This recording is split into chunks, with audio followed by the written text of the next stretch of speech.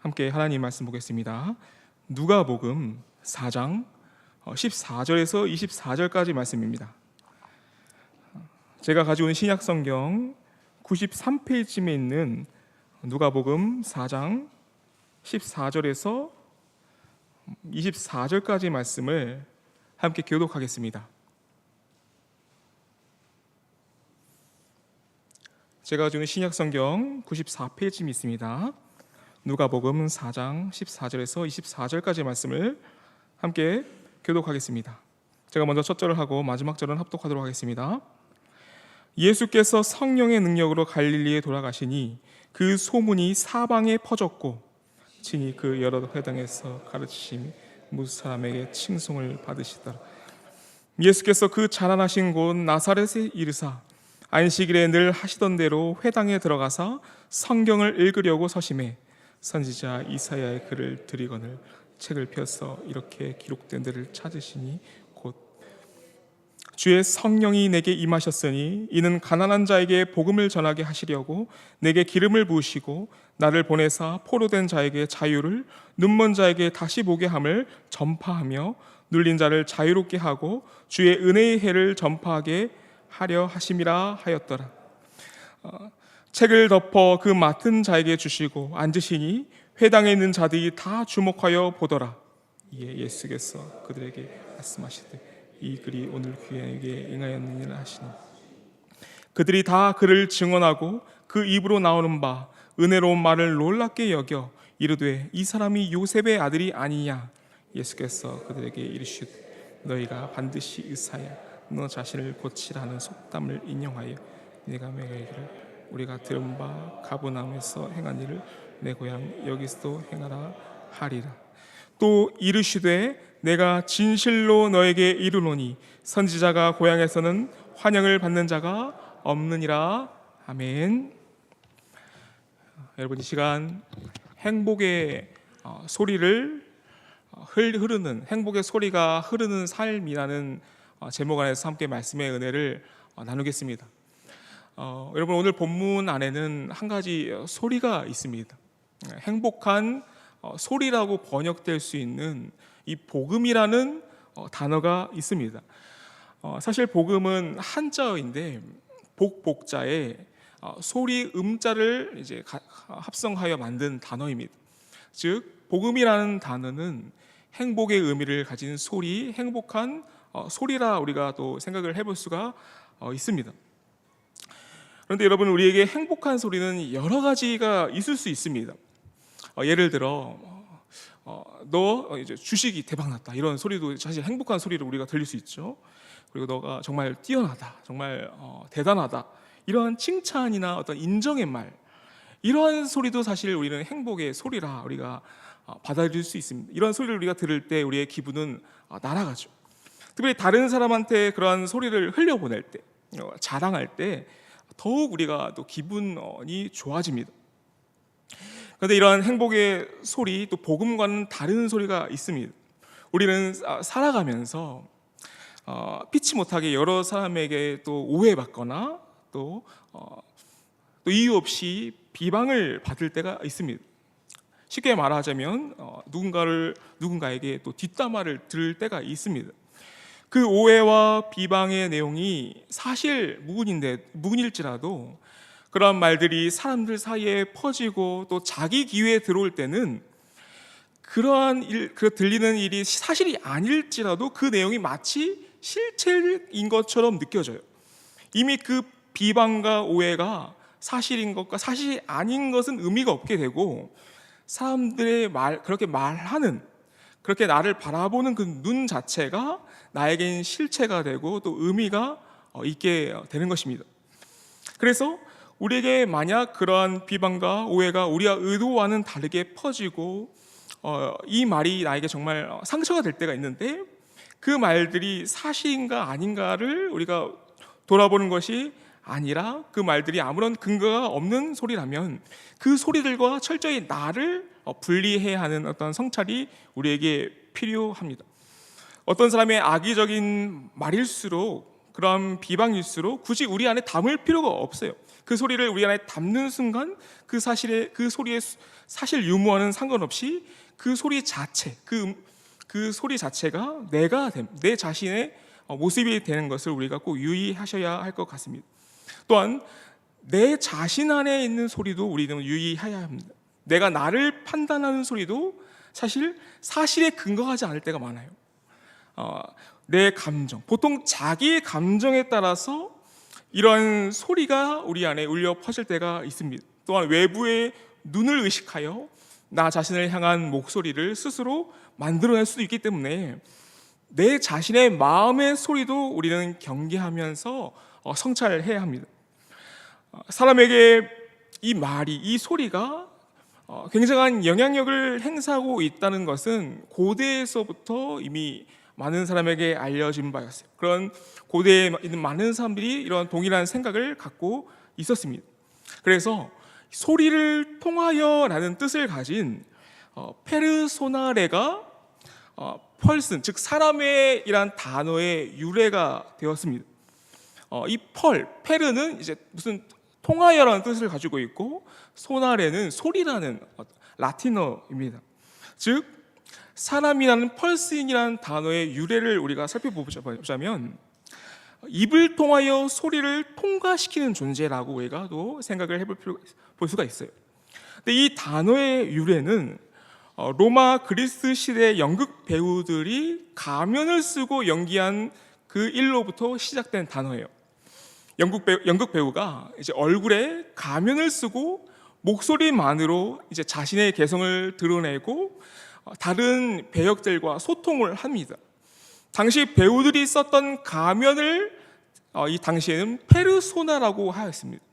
그러니까 한 사람이 여러 가지 역할을 연기하였기 때문에 가면과 그들의 특이한 목소리로 그 배역들을 구분했어요.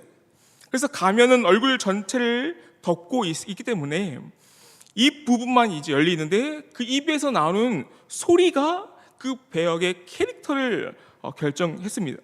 그래서 그 가면, 그가 쓰고 있는 가면이 그의 모습이 아니라 그의 말소리가 그의 캐릭터가 되었고, 그의 음성이 그의 개성이 되었다는 거예요.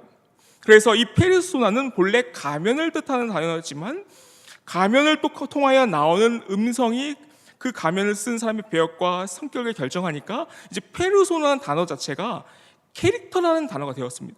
그리고 이 캐릭터라는 배역을 가리키는 단어가 여러 시대를 거쳐서 사람이라는 뜻을 가진 펄슨으로 이제 발전이 된 것입니다. 이 페르소나라는 단어 안에 담겨진 함의는 이런 거예요.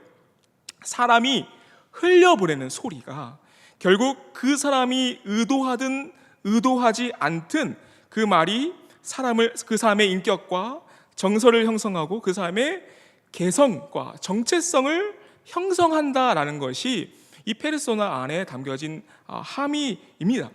그래서 내가 어떤 말을 듣는가와 어떤 말을 하는가가 우리 인생에 있어서 정말 중요한 거예요. 한 사람의 삶에 있어서 엄청나게 중요한 주제입니다.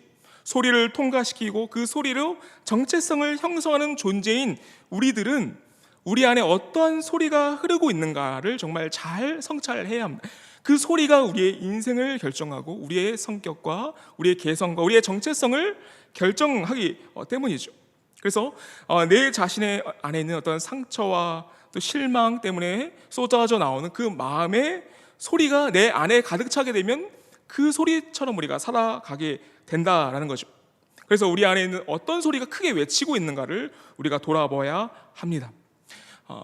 그래서 우리가 바르고 또 하나님께서 원하시는 삶을 살기 위해서는 우리 안에 있는 내 자신이 말을 하는 소리가 아니라 하나님의 음성, 하나님이 우리에게 주시는 그 행복의 소리를 우리가 듣고 그 행복의 소리로 우리의 정체성을 형성해야 한다라는 거예요. 그러한 분별과 그러한 성찰이 우리 안에 늘 있어야 한다라는 겁니다. 근데 예수님이 주신 그 행복의 소리가 아니더라도 세상에 무수히도 많은 사람들을 행복하게 하는 말들을 하고 있습니다. 그러한 소리에도 장점이 있어요. 예수님이 아닌 다른 사람들을 행복하게 하는 소리가 있는데 그 소리에도 장점이 있지만 그 소리들은 매우 제한적이고 일시적이라는 그런 단점이 있습니다. 그래서 우리는 예수님이 우리에게 주시는 그 행복의 소리를 더욱 받아들여야 하고 이 소리로 우리를 채워야 한다는 겁니다. 그래야 예수님이 우리에게 원하시는 삶을 살아내고 또 우리가 예수님께 나아갈 수 있기 때문이죠. 이를 위해서는 우리는 다른 행복한 소리보다 예수님이 우리에게 주신 이 복음, 행복한 소리가 다른 것보다 더 우월하고 더 좋다라는 것을 우리가 우리 모든 삶 가운데서 경험을 해야 한다는 겁니다. 그래야 우리가 살아가는 이 광야 같은 세상을 우리가 살아낼 수 있고 하나님이 원하시는 뜻으로 우리가 나아갈 수가 있다는 거죠. 예수님께서도 마찬가지셨어요. 예수님께서도 그 40일이라는 광야 그 고난 속에서 예수님은 오직 하나님이 그 예수님께 들려주시는 소리로 사탄의 모든 시험을 이겨내셨습니다. 그분의 말씀으로 모든 것을 이겨내시고 그 시험을 이겨내셨음을 우리가 볼 수가 있습니다. 그래서 예수님이 그렇게 하신 것처럼 우리도 하나님의 말씀, 하나님께서 우리에게 들려주시는 그 복음으로 우리가 이 광야를 걸어가야 한다는 것을 우리가 깨달을 필요가 있다는 거죠. 오늘 말씀을 통해서 이 주제를 우리가 생각해 본 것은 지금 오늘 본문에 예수님이 이 한 소리를 우리에게 말씀하고 있기 때문입니다. 바로 행복의 소리이자 복음을 주님은 지금 말씀하고 계십니다. 그 복음이 오늘 본문 누가복음 4장 18절에 기록이 되어 있습니다. 주의 성령이 내게 임하셨으니 이는 가난한 자에게 복음을 전하게 하시려고 내게 기름을 부으시고 나를 보내사 포로된 자에게 자유를, 눈먼 자에게 다시 보게 함을 전파하며 눌린 자를 자유롭게 하고라고 여러분 기록이 되어 있습니다. 본문은 예수님께서 광야에서 사탄에게 시험 받으신 후 자신이 자란 그 갈릴리 나사렛 이 지역에 있던 회당에서 주님이 이제 말씀을 하신 거예요. 예수님은 광야에서 하나님의 말씀으로 그 사탄의 모든 시험을 이겨내시고 이 회당에서 다시 그 시험을, 사탄의 시험을 이겨내신 것과 같이 우리 하나님의 백성들에게 자신의 소리, 하나님의 말씀을 지금 전파하고 계신 겁니다. 그 말씀 안에서 우리에게 하나님의 소리, 하나님의 말씀을 지금 들려주고 계세요.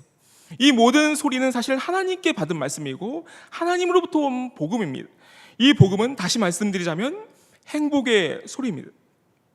그런데 문제는 뭐냐면 예수님이 우리에게 주신 이 복음의 소리, 이 행복의 소리를 우리가 모르거나 고의로 이것을 거절하여 받아들이지 않을 수가 있다라는 거예요.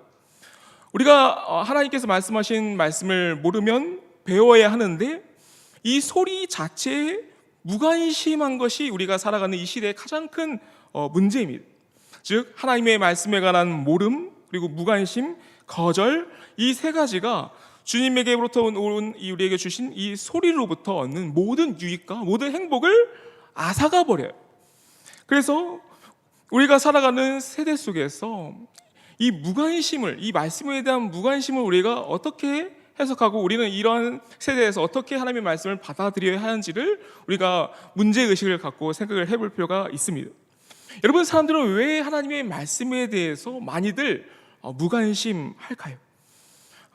우리도 사실 주중의 삶을 우리가 보자면 하나님의 말씀보다 다른 세상의 소리에 더 귀를 기울일 때가 많을 수 있습니다. 하나님의 말씀을 듣는 순간보다 다른 다른 소리를 들을 때가 더 많을 수가 있다라는 거죠. 왜 그러한지를 우리가 생각을 해보아야 한다는 거예요. 예수님은 오늘 본문에서 한 사례를 통해서 이 말씀을, 이러한 이유에 관해서 말씀을 하고 계십니다. 처음부터 자신의 말을 듣지 않을 것이다라는 그 사실을 지금 주님은 바라보고 계세요. 지금 오늘 본문 22절을 보시면 그 복음의 소리가 사람들에게 들렸어요. 주목했습니다. 예수님의 말에 귀를 기울였어요. 그런데 22절을 보시면 그들이 다 그를 증언하였다고요. 예수님을 증언하고 있다는 거예요.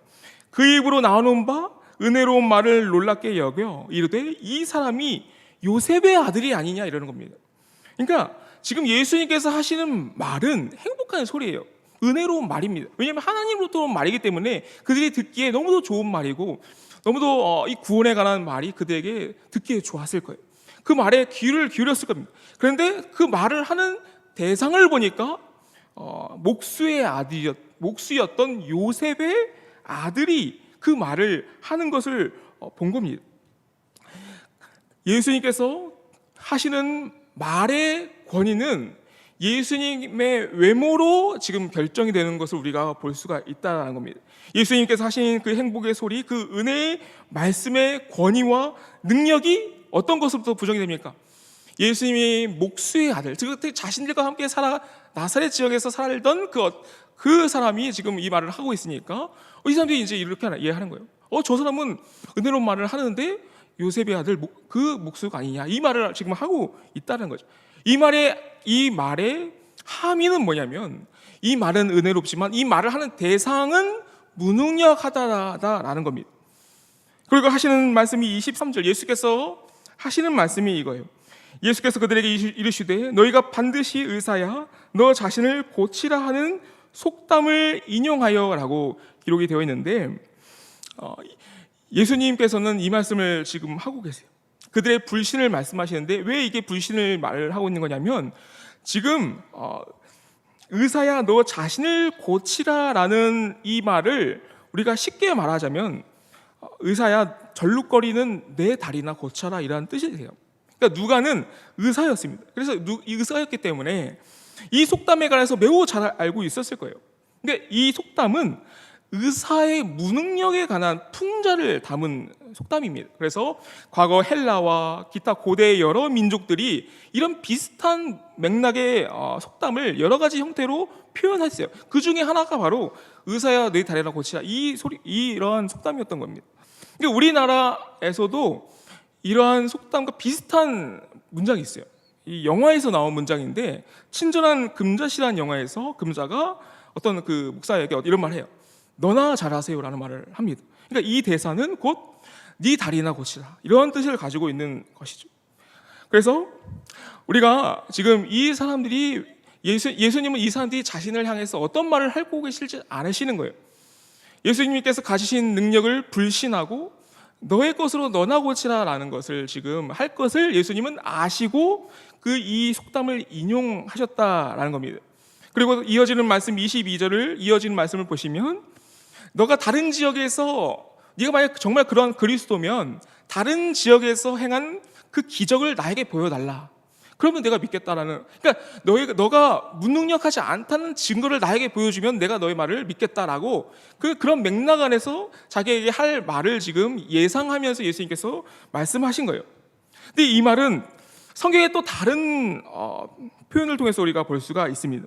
마태복음 12장 38절을 보시면, 그때 서기관과 바리새인 중 몇 사람이 말하되 선생님이여 우리에게 표적 보여주기를 원하나이다 라고 기록이 되어 있어요.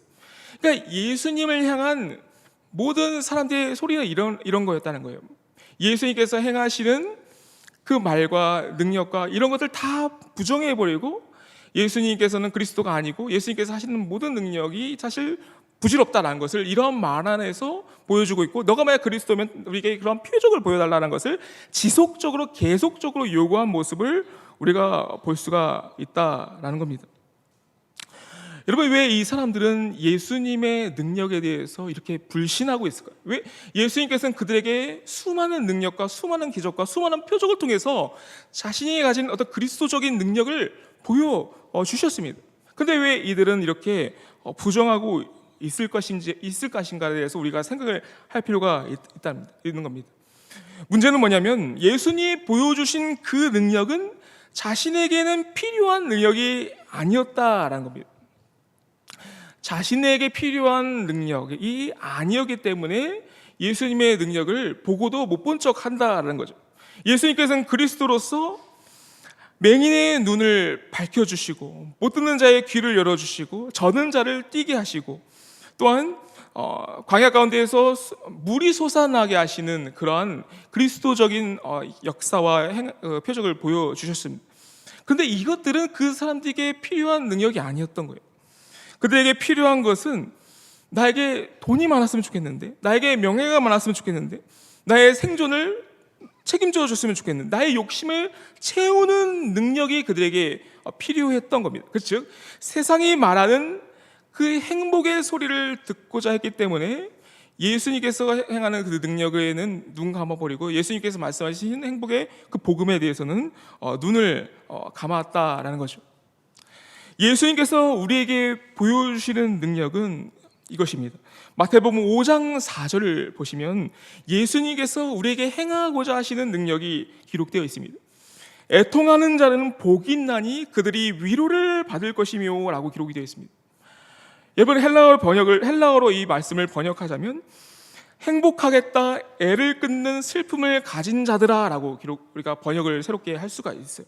그러니까 지금 완전히 앞뒤가 안 맞는 말인 거죠. 행복을 말씀하시는데 슬픔을 말씀하고 계시다는 거죠. 슬픈 사람이 어떻게 행복할 수가 있습니까? 말이 안 되지 않습니까? 근데 예수님의 능력은 이거라는 겁니다.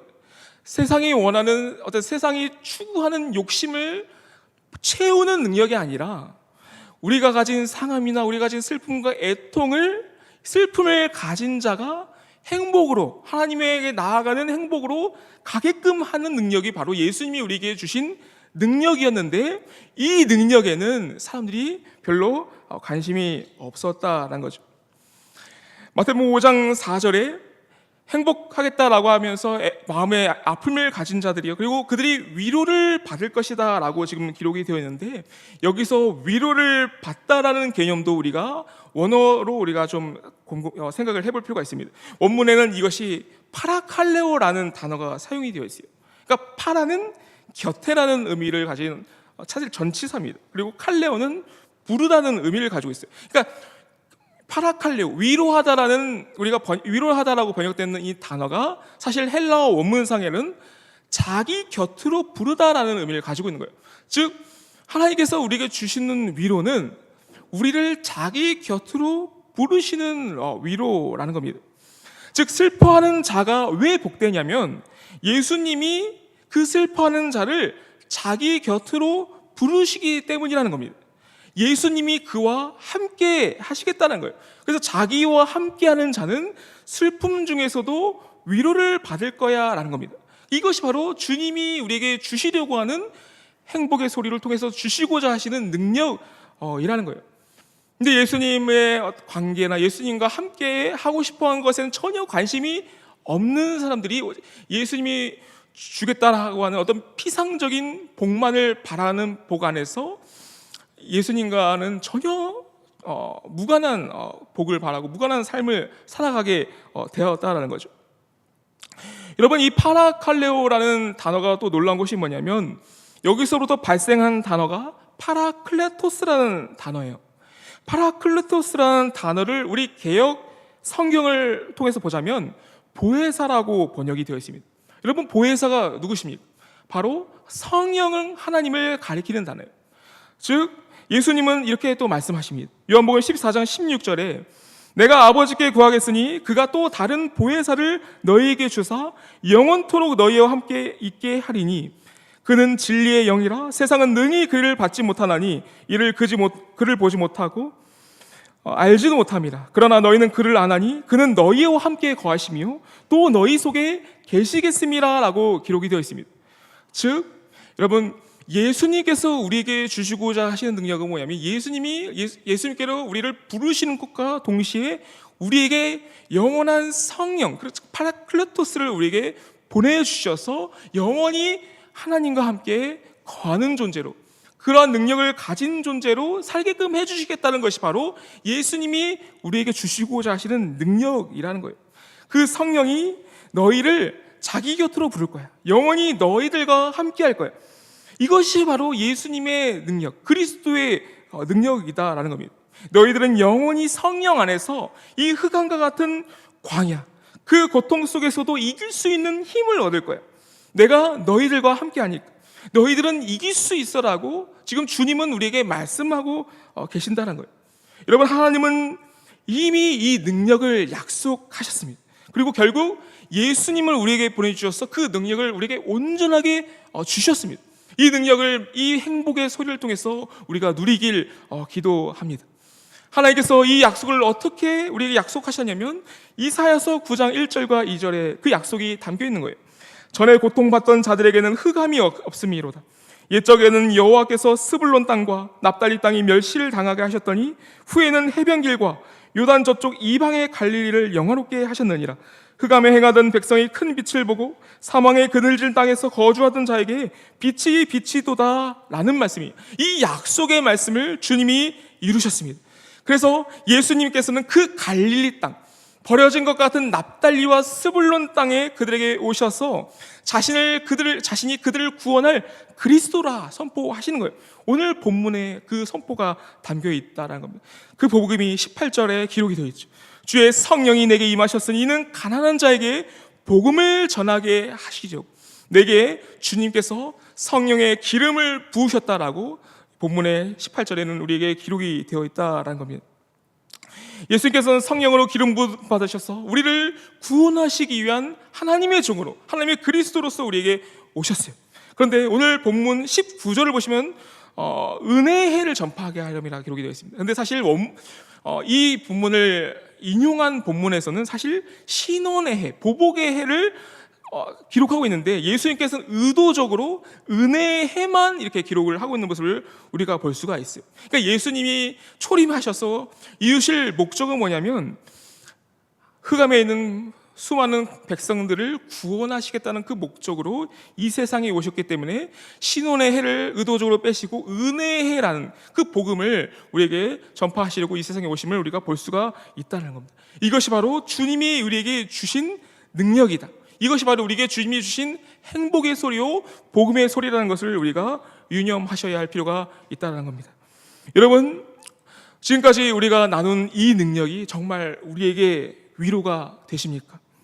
예수님이 너와 함께 계신, 예수님께서 우리에게 보내주신 성령이 영원토록 너와 함께 하셔서 너의 모든 고통과 너의 모든 슬픔을 다 아시고 그것으로부터 너를 구원해내시고 결국에는 그 모든 것들을 사용하여 그 간구함을 채우셔서 너를 결국에는 하나님의 나라로 인도할 거야 라는 이 복음의 능력이 정말로 우리에게 위로가 되는가, 이 부분을 우리가 꼭 생각을 해볼 필요가 있다라는 거죠.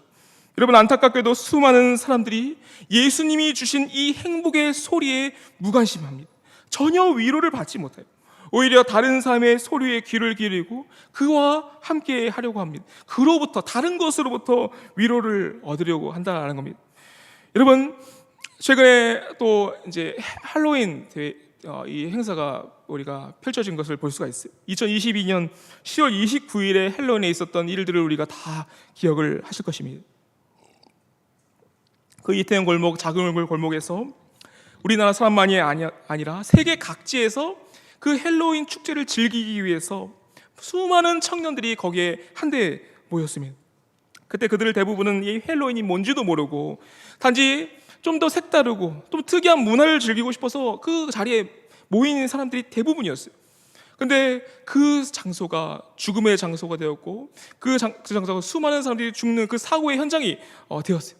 근데 그 헬로윈이 사실 죽음을 숭배하고 죽음의 신에게 헌문하는 축제였음을 그들은 알지 못했습니다.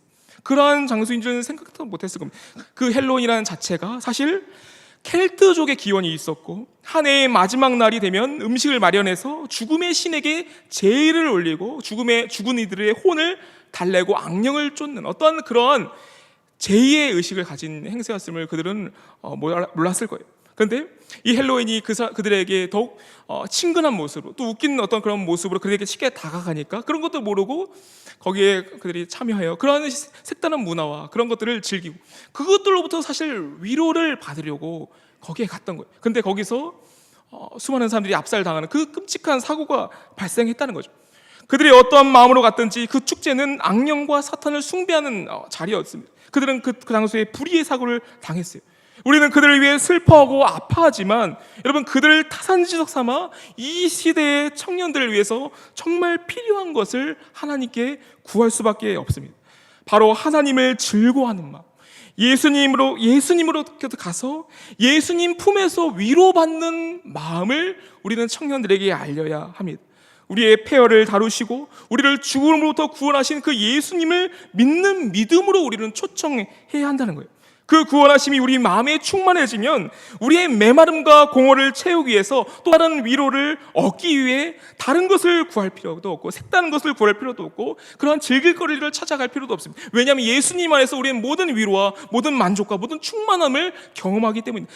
복음 안에 그러한 행복의 복이 그 소리가 우리에게 전달되고 있고 그 소리가 우리를 충만하게 채우게 되면 그 소리가 우리의 정체성이 되고 우리의 개성이 되고 우리의 인격 자체가 되기 때문에 우리는 반드시 이 예수님의 복음을 전달해야 하고 그들에게 가르쳐야 한다라는 겁니다.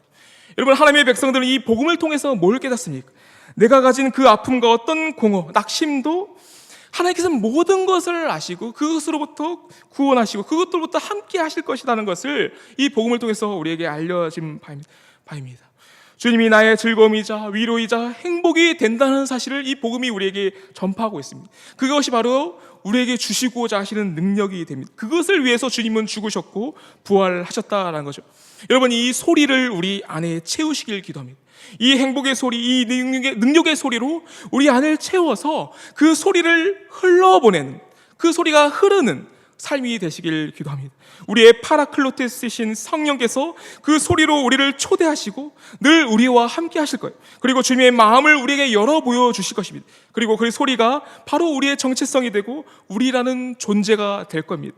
이 소리를 품은 그 존재 자체가 될 거라는 겁니다. 그래서 여러분, 저와 여러분이 우리가 가진 환경 안에서 머물러 이 헛된 소리를 쫓거나 가짜 세상의 소리, 비방의 소리를 쫓는 것이 아니라 예수님 곁으로 부르는 이 은혜의 소리, 행복의 소리를 쫓아가는 우리 저와 여러분이 되었으면 좋겠습니다.